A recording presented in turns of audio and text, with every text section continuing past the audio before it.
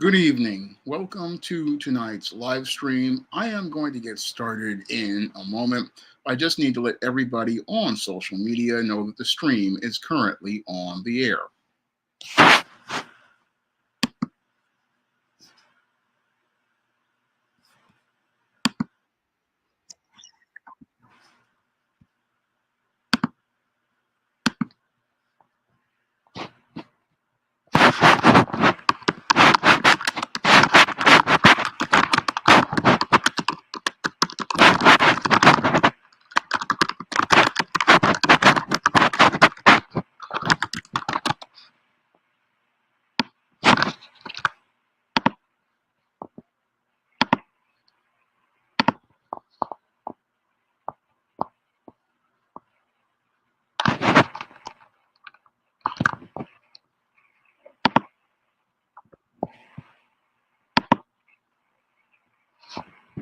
Good to see you here, Keating Rourke. Good evening to everyone.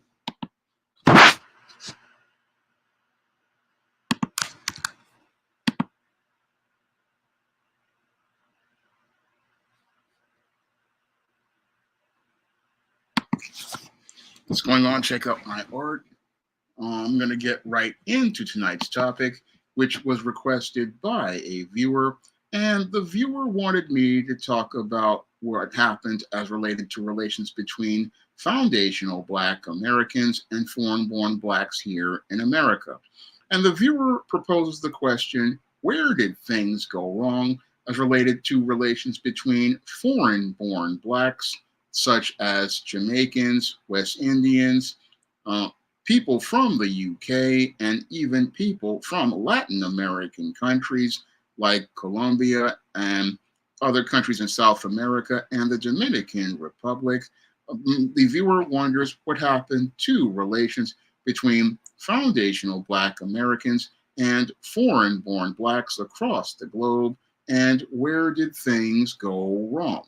Now, the viewer possibly is a Gen Xer like myself who remembers the days when foundational Black American boys and girls and men and women got along with foreign born Blacks, such as Black people who came from the islands like Jamaica, St. Croix, St. Kitts and Nets, and other parts of the globe, such as Haiti, and even countries like the UK and countries like France, and even countries in Africa. It used to be that foundational Black Americans did get along with foreign born Blacks. And I remember growing up and not really having any sort of misgivings because I used to see these foreign born Blacks just like another Black person like myself. And usually there wasn't a problem for most of us Gen Xers as related to having relationships with foreign born Blacks. Usually we were used to be real cool with each other and real chill with each other. And that was the relationship we had all throughout the 80s. I remember growing up, Black men and Black women, we were cool with foreign born Blacks. We were real chill with foreign born Blacks out here. And everything was going good. However, with the whole relationship with foreign born Blacks and foundational Black Americans basically has deteriorated over the last, I say, 30 to 40 years. I mean, things are not as good as they used to be between foreign born Blacks and foundational Black Americans like they were in the 80s. Because I remember when you had a lot of foreign born Blacks standing at the side of Black people, seeing themselves as on the same level as foundational Black Americans, fighting for the exact same causes that foundational Black Americans used to fight for. I mean, I remember when you had guys like Roy Innes, who was having his own organization, standing right at the side of guys like Al Sharpton as they looked to go out and march and protest for the cases of people like Michael Griffith and people like Yusuf Hawkins. I remember when there used to be foreign born Blacks standing right at the side of foundational Black Americans fighting for justice. And I also remember seeing a lot of foreign born Blacks on TV, like on The Cosby Show. I remember Bill Cosby had a guest on the show all the time. He was a West Indian guy, had him on there showing the relations between middle class blacks and foreign born blacks, and how he had this guy over at his house having him playing bocce. I mean, I remember those episodes of The Cosby Show.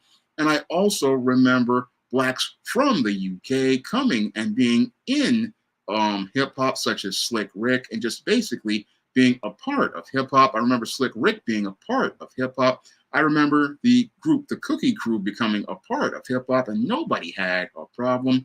Everybody basically was getting along with each other. And I also remember other West Indian blacks, such as Busta Rhymes and many others, coming in, and everybody basically worked together as related to helping out in the black community and empowering black people. I mean, there was a lot of synergy between black people and foreign born black people back in the 80s, but it seems like something happened as related to relations between foreign born blacks and foundational black Americans across the globe. And I have to wonder what happened in that time, like the viewer has. And that's where I have to make my own critical observations as related to this whole situation. That's what the viewer wants me to do, make some observations about what went wrong between foreign-born blacks and blacks in America and where things went wrong, because clearly something went wrong as related to relations between foreign-born blacks and black Americans, because we were tight with each other during the days of the civil rights movement all the way up to the 80s. Because I remember with the whole civil rights movement, you had people like Harry Belafonte, who was an islands-born black man, and he was standing at the side with Sidney Poitier, another foreign-born black man. Again, these were men who were foreign-born black men, but they were a major part of the civil rights movement, and they were a major part of the civil rights movement, standing at the side of leaders like Dr. King and marching with Dr. King. I mean, that was the unity that we had. That was the unity we had as black people, in that you had foreign-born blacks who were not thinking about being foreign-born. No, they were seeing themselves in the same struggle as black people and looking to stand up to fight for the same civil rights that foundational black Americans were fighting for. That's what we were all fighting for together in the civil rights movement. And as we were fighting for those rights in the civil rights movement, we saw, again, the foreign-born black person and even the African black person, again, standing at the side of each other. And as the viewer asked the question, what went wrong? I have to wonder what happened to the unity among foundational black Americans and foreign-born blacks.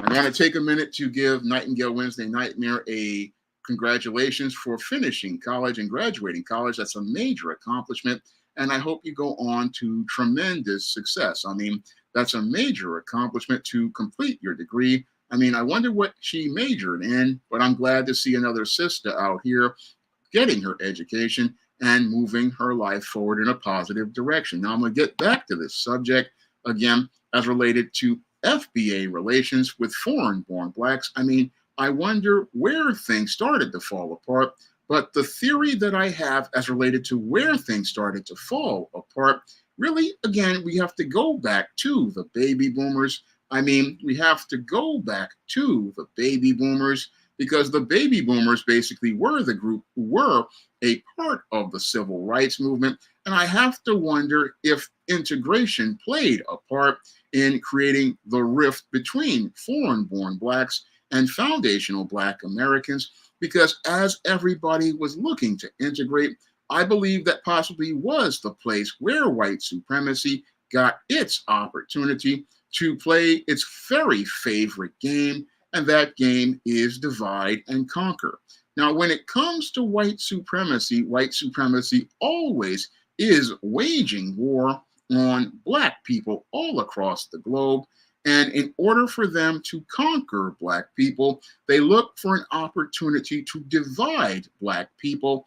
And they look for that opportunity to drive that wedge between Black people all across the globe because they know where there's unity, there's strength, but what they're looking for to do to go out and keep people from being unified the way we were with the civil rights movement, because the civil rights movement, as I see it, basically was a global movement where we saw not only foundational Black Americans fighting for our civil rights, but we had support from foreign-born Blacks like those Jamaicans and West Indians, and even Africans and Blacks in the UK. We had that support, and that was what really continued to help push that movement and expose the United States for its hypocrisy, whereas they were sitting out here fighting for so-called democracy, but were out here participating in hypocrisy by denying the foundational Black American his and her rights, and even the rights of foreign-born Blacks to have their civil rights. And that's what really, again, led to that unity and strength that everybody came together. But after we started to get those tangible gains as related to the Civil Rights Act of 1964 and the Voting Rights Act of 1965, that's where I believe there was a campaign by the white supremacists to start looking to drive wedges between Black peoples and looking to drive wedges between Black people, because what the white supremacist loves to capitalize is on the whole concept of individualism. And I believe that that individualism was a major part of where relations between foreign-born Blacks and foundational Black Americans created that rift between us. Because what the white supremacist wanted to do as he divided us was look to go out here and tell everybody that they were a special individualized group instead of us seeing all of ourselves as Black people. And that was, I believe, what started things going wrong, was that the white supremacists started coming in as Black people integrated into society. And as we started to integrate into society, what they wanted to do as we were out here looking to get those jobs as opportunities were going to open up for us, and look to go out here and divide us based on our ethnicities into subgroups, just the same way that the white supremacists used the feminist movement to divide the Black woman from the Black man. What they wanted to do was further create more subdivisions, because a fragmented people cannot really work together. The ultimate goal was to get people to start fragmenting themselves and looking to separate away from foundational Black Americans. And as they pulled away from foundational Black Americans, what the white supremacists did was start whispering in the ears of Black women, and also started whispering in the ear of foreign-born Blacks. What they did was go out here and whisper in the ear of the Black woman that she wasn't a Black person first, but a woman first and Black second. And as a woman first and Black second, she could be a part of the feminist movement as a woman. And they used that same approach to the foreign-born Black by saying that you are a Jamaican first, you are a citizen of the UK first, you are a citizen of St. Kitts and Nevis, you are a citizen of these West Indian islands, you are a citizen of this African country, you are a citizen of these places, and that ethnicity comes first, and you being Black comes second. And that's where they started driving that wedge between foundational Black Americans. And as people decided to believe what the white person told them about their identity, what they did was believe that this identity would allow them to assimilate into white society in a higher status than that of the heterosexual Black man and the heterosexual Black woman. And as they took on that identity, what they would do is be able to deny their Blackness because they could go and hide behind that identity. And as they hid behind the identity, they didn't have to acknowledge being black first. No, black could come last. And if black came last, what that would do is elevate a person's social status in the pecking order of white supremacy. And what a lot of foreign born blacks wanted to do as a part of the baby boomer generation was go out and be able to assimilate into society. What they wanted to do was assimilate into society and integrate themselves into society.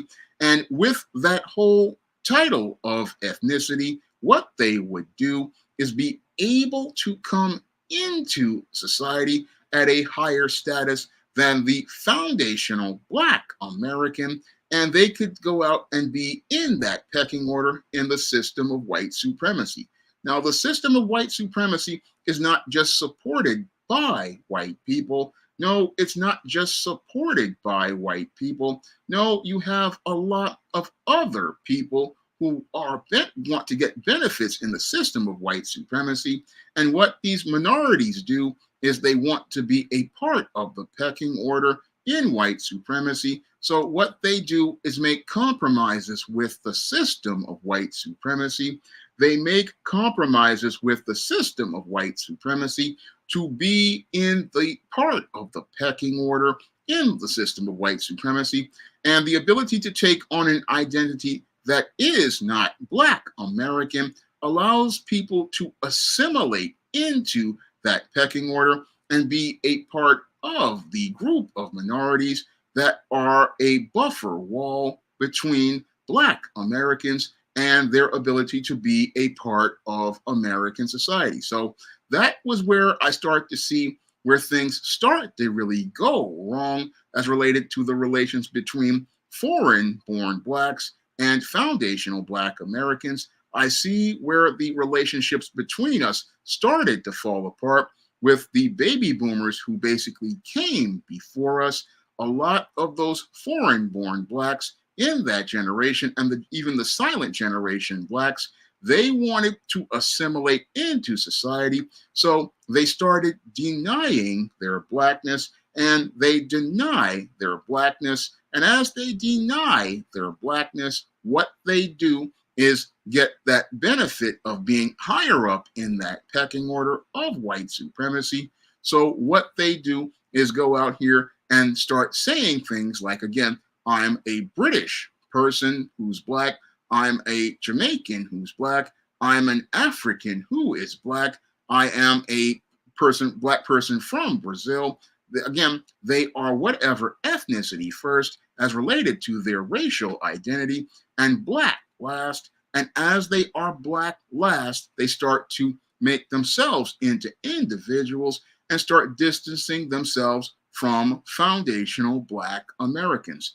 And as they distance themselves from foundational Black Americans, what they do is go out here and start to, again, adopt this racial identity that's not Black. And as they adopt this racial identity that's not Black, they start to indoctrinate themselves into the system of white supremacy, indoctrinate themselves into the system of white supremacy, hoping that by indoctrinating themselves into the system of white supremacy, they will be able to reap those benefits from that system of white supremacy by working with the system of white supremacy to ensure that foundational Black Americans wind up at the bottom of society. So instead of standing with foundational Black Americans, the way people like the late Harry Belafonte, the late Sidney Poitier, and many other foreign-born Blacks used to do, what these individuals do is they start to distance themselves from Black people. And as they distance themselves from Black people, they start to see themselves as not Black and see themselves as whatever ethnicity they are. And as they see themselves as the ethnicity they are, what they do is start buying into the religion of white supremacy and start buying into the ideas that are designed to demonize Black people. And they buy into these ideas because what they want to do is, again, climb up that imaginary social ladder that the white supremacist has created, that imaginary ladder that the white supremacist has created in order to climb up that whole pecking order.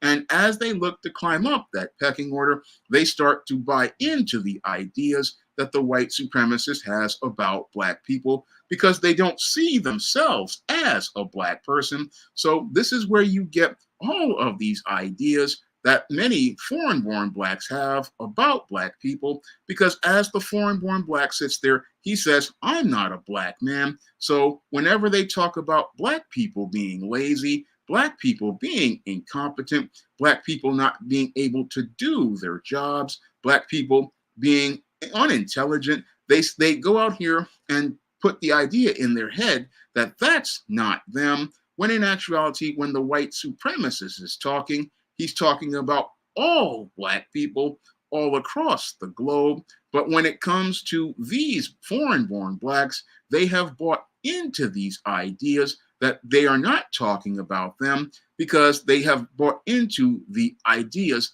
that the white supremacists have sold them, that they are not Black. So this idea, it doesn't really apply to me. No, it applies to those American Blacks, because those American Blacks, they are the descendants of slaves, and they look to say that about us, because what the white supremacist wants to do is, again, put this idea in your mind.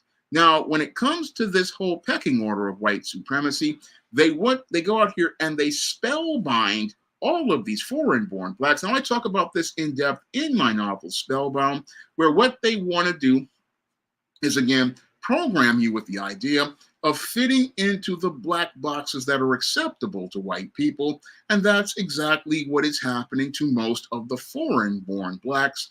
They get spellbound by the idea of fitting into the role of being this ethnicity, and that ethnicity box allows them to fit into a place in white society where they can be accepted by white people, and with them mesmerized by the whole system of white supremacy and wanting white acceptance, what they do is quickly start to pull themselves away from Black people. And as they pull themselves away from Black people, they can be the individual, and they can be the individual who can rise to a higher place in white supremacist global society, rise to a higher place because as an individual, they don't have to be a part of the group with foundational Black Americans. No, they don't have to be with us foundational Black Americans. They can be a separate group where they can be individuals. And as that group of individuals, they can go out here and get on a higher level than they would if they stood with Black people. Because instead of being Black, they can now be able to compete in the society as whatever ethnicity they have.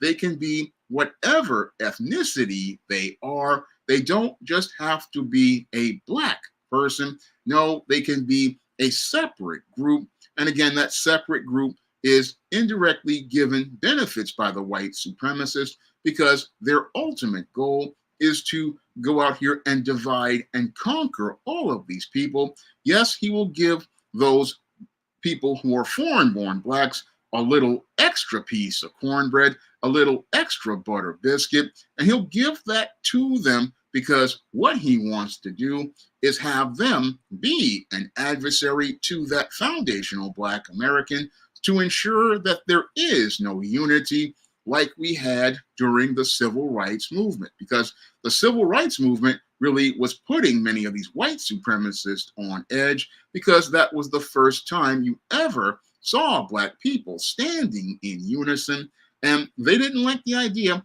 of all of these different groups of Black people who were foundational Black Americans, Black people who were Canadians, Black people who were from the UK, Black people from France, Black people from the islands, Black people, even Black people from Africa, and many different parts of the world, all standing up for themselves They didn't like the fact that they were all standing together. So what they wanted to do was, again, drive that wedge between all of these black people by separating them into these different groups of individuals.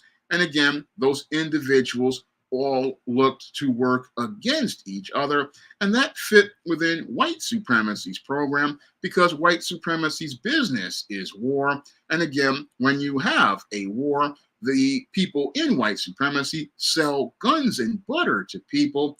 And as they're selling guns and butter to people, what they're doing is having each of these groups buy their guns and butter from them. And as they fight each other, they profit at the expense of those people. And that's what happened to foreign-born blacks and foundational black Americans, that we're all fighting each other over the last, I say, 25, 30 years. I mean, ever since we came out of the baby boomer era and the Gen X era, we started to see black people starting to fight each other. And instead of us having that unity that I grew up in, what we started to see was a lot of black people fighting each other. And I remember seeing black people start to fight each other when I got out of college. I mean, when I got out of college, it was a whole different world than the one that where I was in high school. Because I remember being in high school with a lot of Jamaicans, a lot of West Indians. And again, everybody was cool with each other. I mean, even the African kids were cool with the foundational black American kids. I mean, everybody basically was chill with each other in high school back in the 80s and the 90s. And nobody really cared about ethnicities of people. We were real chill with each other. What's going on, One Full Boss? Glad to see you here. We were real chill with each other. I mean, I remember just sitting there talking to different guys of different ethnicities and never, ever really thinking too much about race until I got a job in Food Emporium back in 1996. And I remember that being my first experience with racism, or what I call intra-racism, with a foreign-born black person. I mean, that was my first experience with a foreign-born black person, where I was working bagging groceries, and there were these African delivery guys, and they would sit there and talk about how I was working too slow. Now, I'm sitting here really just critically thinking about how I want to put these groceries in the bag so that the items don't turn into shrink. But what these guys wanted to do was rush, and they wanted to rush basically because they had a covert contract where they wanted to impress many of the rich white customers that were at this store at 87th Street and Madison Avenue. What they wanted to do was think that they could go out here and impress these customers. And in order for them to be able to impress those customers, what they bought into was the white supremacist idea that black people work too slow, that they really are out here and really don't work hard. Again, that's an idea that many foreign-born blacks were taught by the white supremacists, as related to the work ethic of black people. And that idea about how black people work actually comes from slavery, because what the slave master wanted to do was minimize the value of the labor of the slave and give the slave an inferiority complex, where he would feel like his work wasn't valuable. And as that worker had this inferiority complex, what they would do is look to work harder to please the slave master in a codependent relationship. That's what the slave master wanted to do with black people by trying to tell us that we were lazy, when in actuality, when it came to the slaves did most of the work for the slave master. And if it wasn't for the work and labor of the slaves, America wouldn't be the productive country that it is right now, because it was foundational black Americans whose labor built this country. It was foundational black American slave labor that built most of the infrastructure for this country. It was foundational black American labor that allowed our trade to be strong, because you were getting this labor for free. Because if that white man had to pick his own cotton and build his own roads and build his own buildings, I mean, if he had to do that labor himself, America would be a third world country right now. But you have a lot of white supremacists who want to project this idea onto black people. They're not working hard enough. They're not working fast enough. And what they do in order to go out here and reinforce that idea is go out here and tell the foreign-born black person that they work harder than black people, when in actuality, that is a lie. No, when it comes to the white supremacist, again, this is a game that he plays. Oh, the foreign-born black works harder. The foreign-born black works longer hours. But in actuality, what he's doing is dividing and conquering you, getting you to lower the value of your labor and lower the value of your labor to be able, so he can get a better deal and not be able to pay that black person or even give that black person a job. Because what they want to do is, again, keep foundational black Americans at the bottom, because the white supremacist doesn't want to compete with black people. And because they don't want to compete with black people, what they will do is tell the foreign-born black person they are working harder than the black person. And again, this is gaslighting. It's gaslighting because you know that this foreign-born black person's work is basically almost the same as the black person's work, but you don't want to value the black person's work. And you tell the foreign-born black that, oh, he's working harder, he's working better. And again, gaslighting people into believing that their work ethic is different, when in actuality, a lot of foundational black Americans do work hard. And again, we work hard, but we will go again and really think critically. We're not running on emotion, looking to please any of these white people. No, we want our work to be up to a standard, but the white supremacists, when they see us looking to work to make our work a standard and compete as related to the workplace, he wants to minimize our labor because, again, he wants to be able to eliminate competition as related to foundational black Americans, because he can keep his system of white supremacy free of black workers who are black American by saying, oh, I hired a black person and I hired a black person of an ethnicity. So I'm basically, again, killing two birds with one stone, the same way he kills two birds with one stone when he hires a black woman, because he's hiring a woman first as related to her gender identity and firing a black person second. And again, this is the same game that he plays with foreign-born black people. He hires the foreign-born black person based on their ethnicity first and their blackness second, and is allowed to meet his diversity quota standards. And this allows him to erase the foundational black American from the job, and allows him to eliminate the foundational black American from being able to make a living, undermining our economic power.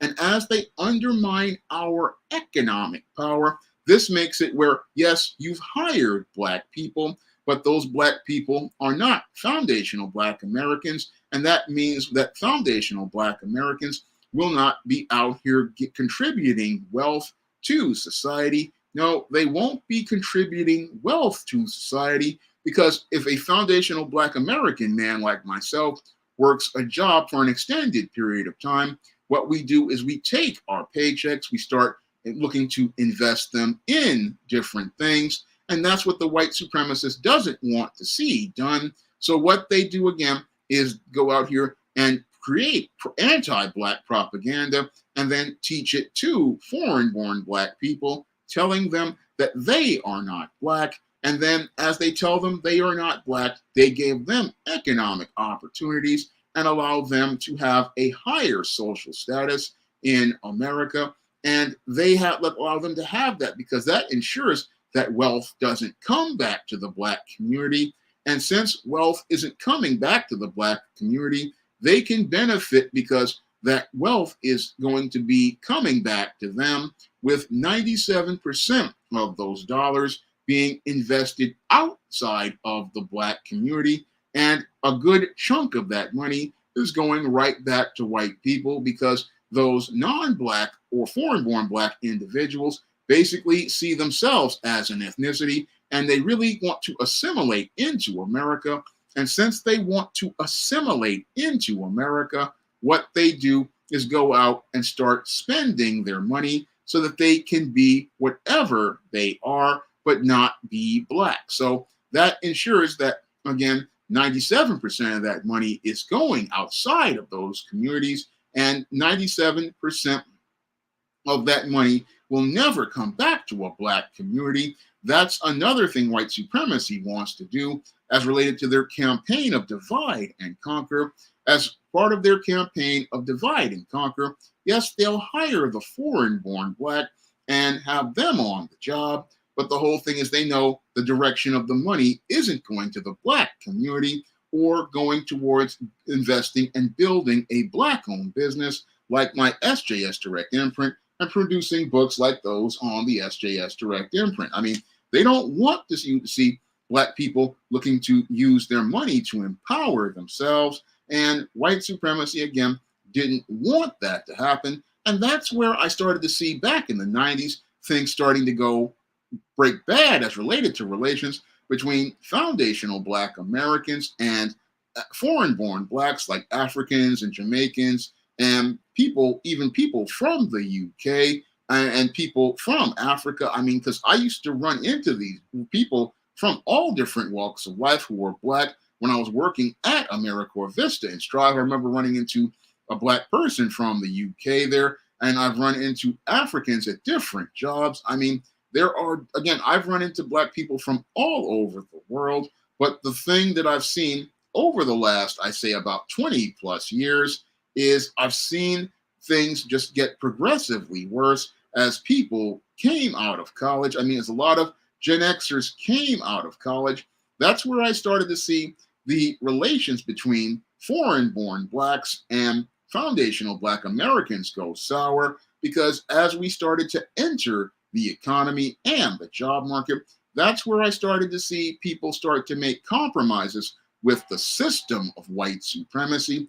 And as they made compromises with the system of white supremacy, they were looking to pull themselves away from Black people, again, thinking that they could get a higher place in the hierarchy of white supremacy, believing they could get this higher place by stepping away from Black people. And what's even more disturbing is they would go out here and after they deny their Blackness, go out here and look to deny Black people opportunities. I mean, I remember one interview, I was at a family member's job where I was dealing with one of these foreign-born Blacks, and the guy just really was arrogant and full of himself, and really he just disrespected me right during the interview because he had his degrees and his job, and again, wasn't thinking about helping out another brother. No, was only thinking about how he was in a higher position.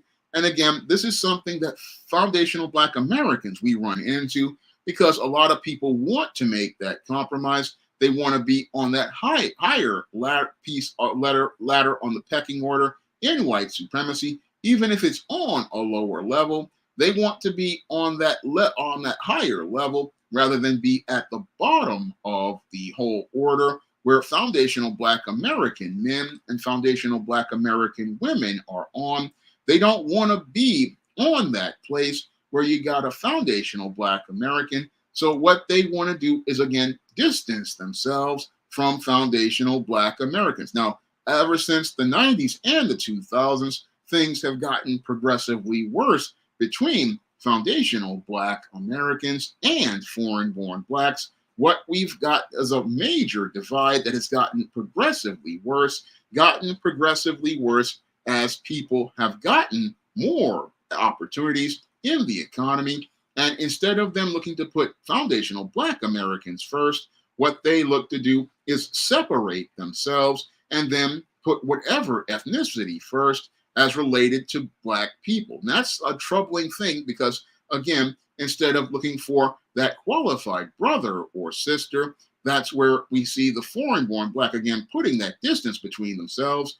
And even worse, as related to foreign-born Blacks, what we have now are a lot of black bootlicks out here basically siding with the foreign-born black, buying into the idea again, they are individuals. That is what exacerbates the problem with the relations between foundational black Americans and foreign-born blacks. You will have all of these bootlicks going out here. You'll have all these bootlicks just going out here looking to gain white acceptance by looking to put a favor to a foreign-born black, but never looking to empower their own black people because they drank the white supremacist sunshine punch Kool-Aid as related to being individuals. And as they drank the sunshine punch flavored Kool-Aid of being an individual, instead of them looking out for a qualified brother, what they do is go out here and say, I'm going to say that I am whatever ethnicity, or I'm descended of an ethnicity, and then I'm going to go get the foreign-born black and side with them. That's a thing that a lot of black bootlicks go out here and do. And again, the black bootlick, again, doesn't look to foster relations with these individuals as related to unity. No, they look to be an individual and look to get brownie points by picking somebody else, and look to get brownie points by picking the foreign-born black, hoping to gain more clout in the system of white supremacy. Now, some of these guys will sit there and say, oh, I hired this person based on merit, or I helped this person out based on merit. But the whole thing is what they wanted to do was go out here and clout chase. They wanted to get clout as related to that entire system. They wanted to go out here and get that clout as related to that system. And what they wanted to do was not look to empower another foundational black American person. They wanted to get those brownie points for themselves and that social currency to move up that in that pecking order and get out of that bottom position that white supremacy has put black people on. Now, when it comes to these black bootlicks, again, they basically are not really helping the relations between black people and foreign-born blacks. No, what they want to do is, again, capitalize on that opportunity by keeping black people at the bottom and pushing themselves to an individualized place at the top. And they believe in that special place, they can hopefully get to the position of the H nice.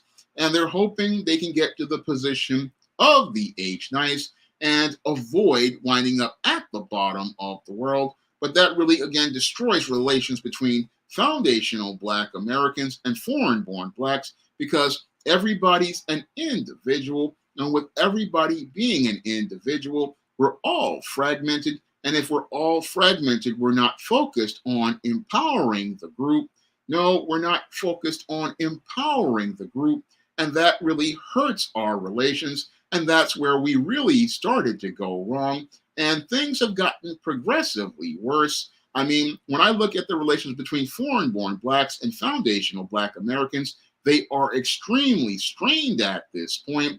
Extremely strained because we had two generations. We had the boomers, we had Gen X. And again, we went from being in unity with each other to winding up working against each other, all because people wanted to fit into the black boxes that would make them more acceptable to white people, look to fit into these boxes in the hopes of getting jobs, in the hopes of getting higher up in the system of white supremacy, in the hopes of elevating their social status.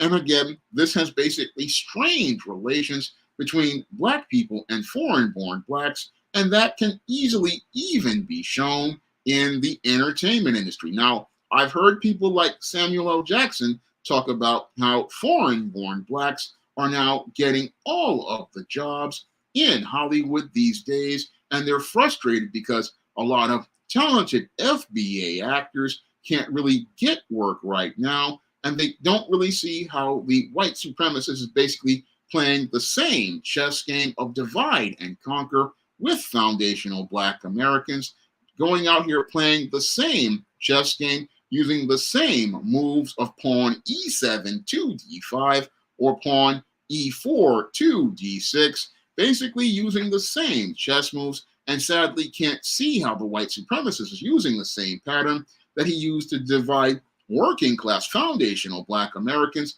from foreign born Blacks. What they're doing is the same thing and doing the same thing because what they want to do is go out here and again tell the foreign born Black that they are a better performer, they have a better work ethic, but in actuality, what they want to do is be able to control the image of foundational Black Americans. And again, this further strains the relationship between foundational Black Americans and foreign born Blacks, because what the white supremacist wants to do with this divide is control the image and narrative of Black people by not using real Black people. I mean, an example of this was shown to me as I was going home from the supermarket on Unionport Road. I remember just going to the supermarket, and I was on the way home from that supermarket, and I saw this picture of Ice Spice at the bus stop,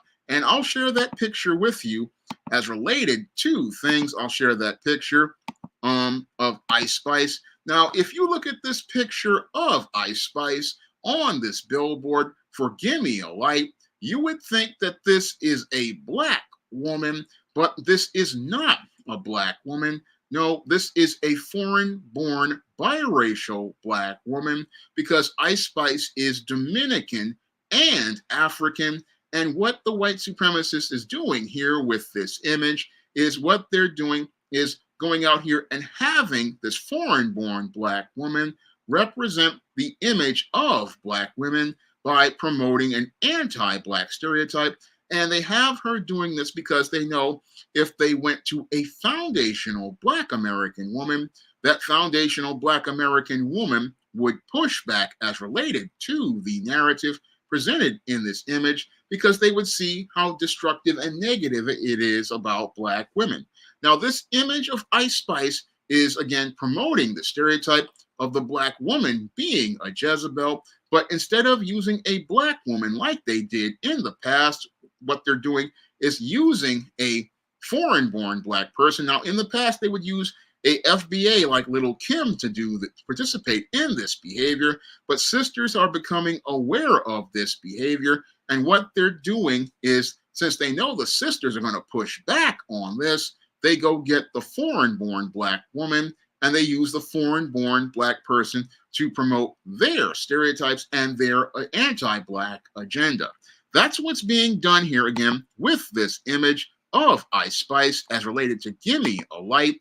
What's being done here as related to that image is they want to go out here and use this foreign-born Black woman to promote an anti-Black image. And the same thing is being done in Hollywood right now. What they do is get foreign-born Black actors like Idris Elba and many other foreign-born Black actors, and they get them to go out and play the stereotypical roles because they know that many of these foreign-born Blacks, they are living in a different culture and a different society, so they don't question or challenge the stereotypes that are presented to them the same way a foundational Black American actor who is self-aware and is focused on Black empowerment, that foundational Black American actor, they would push back on those narratives, and they would push back on those narratives because they would say, oh, this is racist right here. This is, again, an anti-Black message, and I'm not going to do, this film or this movie or that TV show. So what they do, again, is go find themselves a foreign-born Black person like an Ice Spice. And again, you got Ice Spice out here promoting the idea of Black women being these women who are sexually promiscuous. Because if you look at the image, she's scantily clad, and she's got on designer clothes, and she's smoking up a joint, getting ready possibly to, again, as I said, drop the skid mark jockey thong and put a guy to get in the atomic waste reactor for some nuclear fusion, where his carbon rod will wind up glowing in the dark after the encounter. That's what's being presented here as related to this image. And they present those type of images with all sorts of Black actors, from Idris Elba in the movie No Good Deed, where they basically had him playing a super black brute. And I got to do a whole video on the super brute, and having guys like John Boyega, basically when he was Finn in Star Wars, not going out here playing a bumbling, stumbling character. Now, FBA, like myself, we would have read that script and said, hey, wait a minute, this guy is a janitor. This is a stereotype about black men. He's bumbling and stumbling. We seeing that you're presenting the black man not in a positive light. Yes, you're passively presenting representation, but aggressively you're promoting anti-black imagery. So, and again, FBA would have pushed back, but they get the foreign-born black to play the roles that they want, and the foreign-born black wants to fit into white society, so they will fit in themselves into the black boxes that are acceptable to white people and fit themselves into those black boxes to elevate their social status. I mean, that's what they do with the foreign-born blacks. And again, because there's a wedge between us and no unity, what happens is there's no way to get those brothers and sisters on code. And what happens is, as they participate in off-code behavior, what they do is, again, go out here and look to elevate themselves in white supremacy, not seeing how white supremacy is using them and weaponizing them to promote and push anti-black messages that degrade the entire image of black people globally. Now, the foreign-born black person, they see that as, oh, this is an image of black people. It's an image of the individual image of black people. They don't really see it how it's not only an image of us foundational black Americans, but it is also an image of black people as a global whole in the collective. No, what they see is, oh, I'm not black. I'm not a black person. So since I'm not a black person, I'm just representing what a black person is. And this is the game that the white supremacist is playing on black people as a global collective. And again, this is where the whole relations between foundational black Americans and foreign-born blacks have gotten to this whole point where we're basically, again, separating from each other. We see ourselves as enemies. And again, falling right into the trap of white supremacy, as related to the game that they're playing with us.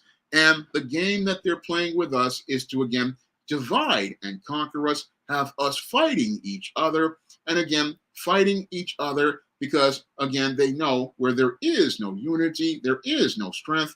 And again, with the black bootlicks, with all of these different groups, we're all fragmented and we're not coming together as related to things, as related to empowering ourselves.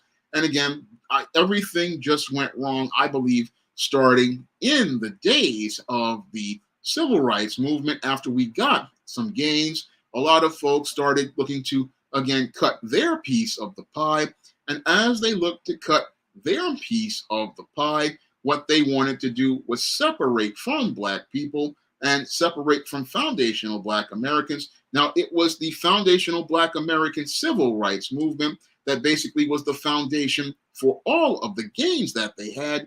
And if it wasn't for foundational black American leaders like Brother Malcolm, Martin Luther King, Medgar Evers, and many others, many of the foreign blacks wouldn't really have what they have right now. And instead of looking to work with black people, what they did was turn their backs on black people to be a part of white supremacy and get white acceptance. And that's where things really fell apart as related to relations between foreign-born blacks and black Americans. And again, a lot of folks have, over the years, as they've grown up in homes, instead of them looking at that guy who was doing well in school, because I was one of those kids, again, foundational black American kid with a work ethic, would get straight A's in school, was on the honor roll in high school, was out here, graduated at the top of his class. I mean, nothing lazy about me. But the whole thing is, once you get out into the world, you have other people who are foreign-born blacks. They don't see that work ethic from a black person. And when they do see that work ethic from a black person, what they start to do is start to take away your black identity. And that's what a family member of mine has dealt with. I mean, when she goes out here, they want to say that she's a West Indian. And sometimes they even say that about me. Oh, you're a West Indian because you have a work ethic, you have a drive, you have a passion for something, when in actuality, foundational Black Americans have always had a work ethic. That whole idea of being lazy is something that the white supremacist projects onto us. I mean, this is something they project onto us because this is what they were doing. I mean, what were the white folks doing when this country was being built by slaves? Critical question I gotta ask as related to the building of this country. I mean, what were the white folks doing as related to the building of this country? I mean, they sit there and talk about us being so-called lazy, but the whole thing is, if it, again, wasn't for the foundational Black American, there would not be a nation right now that is considered to be one of the greatest nations in the world. No, they want to sit there and say, oh, Black people are lazy. Well, again, every job that I've had a strong work ethic. When I was working at the food emporium, again, I focused on bagging those groceries, but those foreign-born Blacks didn't want to see my work ethic. Again, everything was too slow. Same thing when I was working at AmeriCorps. I mean, I was out here, people were quitting the job, continuing to try to keep that company going, and I was just a volunteer worker. And when it came to other jobs that I've had, like when I was out here at other jobs, I would put in that 100%. But what they want to see from a Black person is that Black person being not a hard worker, because when it comes to the white supremacists, they don't really care about your work. No, what they want to see is how you're going to compromise your intangibles and be a bootlick. That's what they want to see. And again, how they do that is by telling you that, oh, you're not a Black person. You're not a Black person if you are out here working. Again, even if you listen to Joe Biden, remember what he said: if you don't vote for me, you ain't Black. And that whole statement was about him, again, not equating racial identity with anybody who didn't agree with him. I mean, you're not Black if you don't vote for him. But the whole thing is that if it wasn't for Black people, he wouldn't have gotten in office. And again, he didn't want to see a Black person unless they fit certain stereotypes. And that's what I'm starting to see as related to what people say is Black. And there's another aspect of being spellbound. I'm starting to see that they really don't see you as a Black person unless you're fitting into stereotypes, because the whole idea and concept of Black basically is all of those caricaturized stereotypes that I saw in the Jim Crow Museum. And what I see with a lot of white and non-Black folks is that if you are a thug or a gangster and you're a foundational Black American, they will accept you because you are fitting into the boxes that allow them to have their smooth world, a world where they don't have to deal with a Black person who they have to compete with. So that's what I'm starting to see is what they call Black, is that thug or that gangster. Again, more so separation of people as related to their ethnic identity and trying to make the stereotype something real as related to Black, and not us defining what Black is. And again, when I wrote my novel Spellbound, I talked about how we have to go for the darker shade of Black and how we have to define our Blackness for ourselves. We have to define our Blackness, and again, look to create our own standard for Black. That's what Matilda does in Spellbound. We have to define our own standard. And again, people who break out of the box, they can find unity with other Black people and understand that you don't want to be an individual. No, you want to have a group of you together, because a group of you is strength, a group of you is power, a group of you together can set a purpose, and with a group of you, there is an agenda. That's what a group does. But what white supremacy wants to do as related to relations between Black peoples is have us separate from each other. And as we separate from each other, what we're doing is having wars with each other. And that's what's happening here. That's really impeding Black empowerment, because instead of us working together as a Black collective, what we have are these bootlicks, these tethers again, and a tether isn't a person who is a tether is a person who's just out here. Again, another form of bootlick. And again, when you're dealing with tethers and bootlicks, they're not looking to empower Black people. No, they're all individuals and all individual opportunists, not looking to go out there and work towards the collective of Black people. No, when you're dealing with these individuals, they want to be their own individual person. But the whole thing is an individual doesn't do anything alone. No, things get done and groups of people work together. Things get accomplished when groups of people work together. And that's what is really a real problem for us as related to our relations with foreign-born Blacks. I mean, there are foreign-born Blacks across the globe. As I've seen, they want to be a part of Black empowerment. They want to see positive images of Black people. I get a lot of book sales from Black people all across the globe. I get sales from Black people from Canada, Black people from the UK, Black people even in countries like France and even some African countries. And again, there are Black people globally who are about Black empowerment. But we really have to start working together towards shattering that rift that was created by the white supremacists, because what the white supremacist game is divide and conquer. They want to keep you separated, and what they've done is a job on Black people all across the globe, dividing us, even dividing us from our Black women in these gender wars and culture wars, again, having us fight each other. And our relations started to go wrong because we looked for opportunities in white society to be accepted and believed the rhetoric of white supremacists. Sat there and told you, yeah, you're not Black, you are Jamaican, you are from the UK, you are Canadian, you are French, you are from countries like Senegal and Ghana, you are from the islands, you are South American from Brazil, you're from Dominican Republic, and all of those people all have Afrocentric features. All of those people have brown and Black skin, but those people are told they aren't Black. But if they give up their Blackness, they can be a part of white supremacy. And if they give up their Blackness, they can be a part of this society.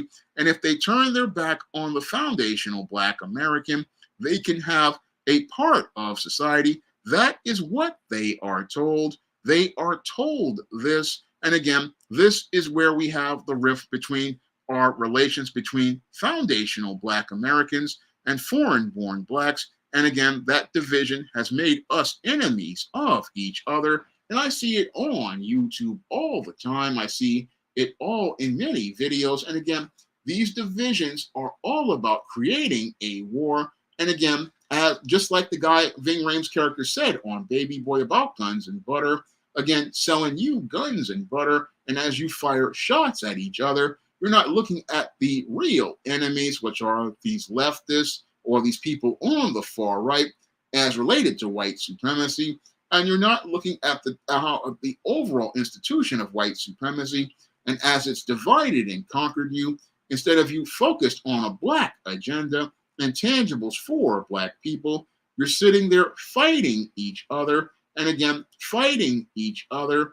And as you fight each other, the white supremacist sits there and laughs because he knows as he sells you guns and butter, he's the one profiting. And he's profiting because he's got the foreign-born Black going against the foundational Black American. And neither side is working on more important things as related to a unified agenda. Again, looking to get tangibles for itself. And things have gotten so bad that, again, foundational Black Americans, we had to pull ourselves away. And sadly, we had to pull ourselves away because many people wanted to turn on us. And as they turned on us, what we're seeing is Black people starting to come together in unity and starting to come and focus on a Black agenda. That's what we're starting to see right now with Black people walking away from the Blue Party. We're starting to see Black people starting to say, hey, these other groups aren't looking to work with us. So there's a good group of us starting to work with each other. and starting to work with each other with our numbers, trying to work something out. That's what I'm seeing right now with a lot of foundational Black Americans. We're realizing that, again, the whole ability to work with others cannot start until we start working with ourselves, because we have divisions right now with Black men and Black women as related to the gender war. We really got to get that nonsense stopped, because the gender war really is about us working against ourselves. And again, if we're all fighting each other, what we're not doing is working to fight against white supremacy. And again, that's where we get it all messed up. And again, we really, again, when it comes to foundational Black Americans, we've got to start with unity with ourselves. And I like seeing that right now. And we started to distance ourselves from the bootlicks and the tethers who are bootlicking, again, these outsiders who really don't want to work with us. And again, if somebody doesn't want to work with you, you've got to cut them loose and work with who wants to work with you. And again, when it comes to Black people, we're starting to cut ties with people, because we start to understand that, yes, things that went wrong as related to relations between FBA and foreign-born Blacks, but we've got to start working on putting Black first for ourselves. And as we put Black first for ourselves as foundational Black Americans, we have started to unify, and that's what's got people in the Blue Party scared. And that was just New Black media being around for just 15 years. We've started to see Black people start to push away from the narratives of looking to go out and assimilate and just keep voting blue no matter who. Instead, what we're saying is that we have our own specific agenda, because many of the foreign-born Blacks have their own specific agendas as related to them being individuals. And now we're starting to see foundational Black Americans starting to say, hey, we're going to start having our own agendas, and we're also going to start taking control of our narratives. So people like Ice Spice are not presented as Black to us and presented as an image of Black women. This is us pushing back and saying, no, that's an anti-Black message, because this is not coming from an actual foundational Black American person. No, that's a part of the white supremacist agenda. And this individual is just a part of the white supremacist agenda, promoting an anti-Black image that's made to look Black, but is not Black. That is what we are starting to see with Black people, again, pushing back against these foreign-born bootlicks who want to look Black on the outside and promote anti-Black messages to the world. What we're looking to do is push back against these individuals who, again, are all about promoting white supremacy to Black people and tell us that, oh, this person is Black, but this is not a Black American person. This is what they do in their slave movies and all their stereotype movies that are made for white people. They go get foreign-born Blacks to push those narratives and push that agenda. But the whole thing is we're starting to see Black people push back. And again, that's us taking our power. And that's something we have been doing for the last couple of years as we listen to new Black media and people like Professor Black Truth, people like the late David Carroll, who basically was I believe, the foundation for Black people walking away from the Blue Party. And what we're seeing is Black people, again, looking at our relations with people all over the world and realizing that, again, the way we work with things that's related to foundational Black Americans is we've got to change our mindset about ourselves from looking to integrate and looking to assimilate into looking to create a collective for ourselves. And as we look to make this collective for ourselves, we're putting ourselves first, and looking to empower ourselves. That's what we're looking to do right now, because we understand that, again, we worked with foreign-born Blacks. We had that unity at one time, but at this point, what is done is we've been divided, and this division is not really helping to empower Black people. So what we're seeing is foundational Black Americans, again, looking to go in a different direction where we work as a collective, and we still have a long way to go. I mean, we have a really long way to go, because what I see with a lot of foundational Black Americans is we even have a problem with working together. I mean, one of the problems I've seen is that just little things can basically break up Black American and Black American business and personal relations. And again, when it comes to business relations, you just really can't take things personal. I mean, I have tried to work with some Black folks, and again, what I run into is that they just get in their feelings. And again, this is where we have problems as related to Black relations, as related to business and empowering ourselves. We get in our feelings like people did in 2019 when I did the video shattering the passport narrative. I mean, people get in their feelings and don't want to work with you, not understanding that you have to put opinions aside and feelings aside if you want to empower people, because you need to work together. But instead of looking to work together, we still have this idea of being an individual. And that idea of an individual, again, was the thing that led to foreign-born Blacks and Black Americans starting to work against each other, looking to jockey to get that job at that white company, looking to jockey to get that place in white society. Instead of working together, we had people working against each other. And as they worked against each other, they wound up not being able to meet any sort of goal, wound up impeding their progress. And that's what's happened, again, with relations between foreign-born Blacks and foundational Black Americans. I mean, things have gotten strained and are really strained.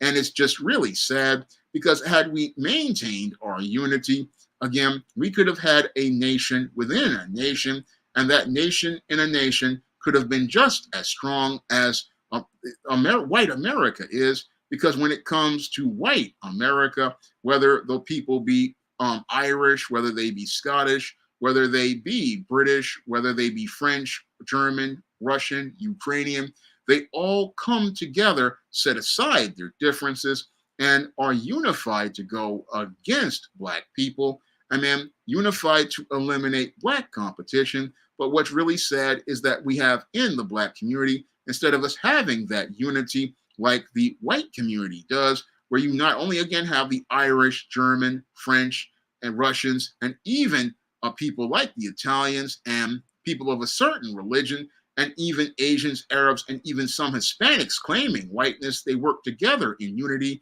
to keep Black people out. But we don't have that unity as related to Black people, such as foundational Black Americans, West Indians, Jamaicans, Haitians, Black people from the UK, Black people from Canada, Black people from Germany. Yes, there are Black people from Germany, Black people from France, and Black people from Africa, and even Asian Black people. Yes, there are Asian Black people. And we don't have that unity in our community. And it's really sad, because that unity could have led to us building that nation within a nation, an economy that could have been on the size of Japan. I mean, we could have had that kind of nation and that kind of economy, and it could have been extremely competitive. But sadly, what happens is that we've got this religion of white supremacy. And I say it's a religion because people believe in white supremacy in many cases more than God. And many people believe in white supremacy more than God because the white supremacist has taught them that he is a God as related to power. And many people, again, want to believe in that white supremacy more than God. And that's why we have all of these divisions in the Black community. And these divisions, again, are creating it where things can't work together. And again, but what's happening, I'm seeing with Gen Xers onward, as we're starting to see Black people starting to shift course and realize that we cannot, with those who don't want to work for Black empowerment of foundational Black Americans. And again, that's a regrouping that's positive. We're seeing Black Americans who are foundational Black Americans looking to work together with each other in a lot of cases. And we need to continue building that momentum. We need to keep building that momentum, and we have to keep pushing forward. And again, this is a long process and a long one that's going to take time. We have to understand that, yes, we had things go wrong, but we're now on a course where we can get things right. And I'm hoping that Black people can really just put aside their feelings and put aside whatever issues they have, put aside all of those issues and start working together, because we are starting to make progress as related to laying the foundation for a Black agenda, laying the foundation for understanding the political process, like David Carroll taught us about, laying the foundation for looking to pick our own candidates that represent our own interests, and laying the foundation for working towards getting tangibles put there just for foundational Black Americans, such as an anti-Black hate crime bill, which is what we desperately need to counter all of the racists, such as the race soldiers, the rogue police officers, the Karens, and set a hard boundary and start to work on getting reparations for all of the labor that our ancestors put into building this country, all of the opportunities we were denied due to racist laws like the Jim Crow laws, and the current and ongoing discrimination that keeps Black men like myself from being able to get full-time employment. I mean, all of that is what reparations would give us and allow us to finally have that economy that would be the second largest in the world. It's larger than Japan's economy, larger than any other economy in the world. That is what we need, foundational Black Americans need to work on. And this time we have to understand, as related to these policies, we need to deal with these bootlicks, these tethers, and other assorted traitors. We need to deal with them so that they don't get in our way. And again, the only way you can deal with them is with unity. You can deal with them through unity, because again, us being individuals isn't going to stop this. But the whole thing is that the viewer asked me, where did things go wrong? And again, I believe it happened with integration and the civil rights movement. And once these individuals, again, saw the opportunities that they could get, they started to, white supremacy saw an opportunity to divide us and conquer us. And that's what led to things going wrong. And as a Gen Xer, I saw where, again, people were starting to separate from Black people who were Black American, like myself. And the sad thing is that as we separated, we got in a place where we got divided, and that division basically just kept us from making more progress that we were making during the 70s and the 80s. Sadly, we lost a lot of progress, and instead of us moving forward, we wound up with a step back. But now that Black people are understanding that we have to put Black first, we're starting to see Black people starting to make some progress. And I'm hoping we can really make some progress and start moving the entire race ahead. So I really want you guys to check out the books of the SJS Direct imprint on Amazon.com. I have 4 great books this year. I have John Haynes' Illuminati. I have ISIS Dark Incubus, which opens up the 3rd story arc of the ISIS series and deals with white supremacy's impact on the Black mind. And I also have Esteem Horror in the Hamptons, which is a great horror story where the Black characters survive at the end. And I also have a refresh edition of Isis Amari's Revenge. All of these books are positive stories with positive Black characters and present you with a richer picture of the Black experience. And you can find all of these books on Amazon.com by clicking the links in the description box. And you can find all of these books also in digital format on Kindle and other online booksellers like Draft to Digital, Google Play, and other online booksellers like the iBookstore, Barnes & Noble. You can also find them at big box retailers like Walmart and Target. And I have my first comic, John Haynes at Death's Door, which is available on Lulu right now. And you can get this comic on Lulu for the same price as the 2022 Kickstarter by clicking the links in the description box. And again, I want to again thank everybody for coming out to tonight's stream. I'm gonna thank everybody for the super chats. Read the super chat from Soul Survivor. He says, foreign-born Blacks find it easier to side with white supremacy. I mean, yes, they do find it very easy. That's why they make compromises. It's a division, and it does happen. And we have to, again, understand that those who do that really don't see how they're selling out and walking away from Black people. So I'm going to continue going through them. Again, so let's get the likes up so that we can get the likes up as related to things.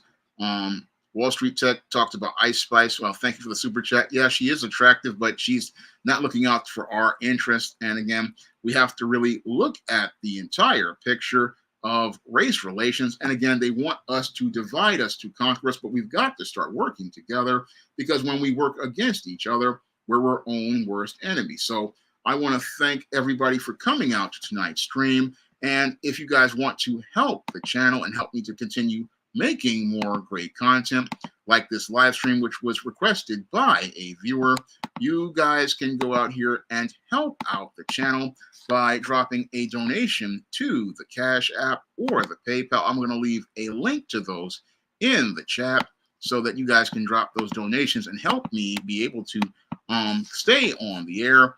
And also, I'm going to leave a link to my Amazon where you can go pick up all of the books on the SJS Direct imprint.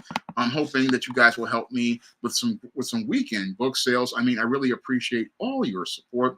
And there were some viewers who requested a video, and they sent me requests for videos. So I want those viewers to know I'm going to be working on those videos all this week and this weekend. I usually film videos on Saturday nights, so I will be working on those videos and doing research for those videos. So there's going to be more content that from viewers that requested, like this viewer did. This viewer requested 3 videos, and I've done one as a video. They told me I could do it as a live stream, and this is the live stream that the viewer requested. So I'm glad that they brought up this topic, because we really want to talk about where things went wrong with Black people and foreign-born Blacks. I mean, again, I remember when things were good, but sadly, we have, as Black people, have to get ourselves right before we can work with people outside the community. We have to work with working to get ourselves together. And I like to see that healing go on. So this was a topic I was glad to talk about, and I was glad to share with people. Again, I have no beefs with foreign-born Blacks. I mean, again, I had lots of friends who were from different parts of the world, who were Jamaican, West Indian, African. I mean, I knew people from all over the world, and I hold no prejudices against them. I mean, really good folks who are of different things, but we have to understand how white supremacy is looking to divide us. And I'm hoping people got that from this stream. So I'm going to get ready to wrap up tonight's stream. I'm glad everybody was able to come out tonight. I want to thank everybody for coming out tonight and this morning, and I hope you'll be there for next week's stream. Everybody have a good night or a good morning, and I hope to see you next week at next week's stream.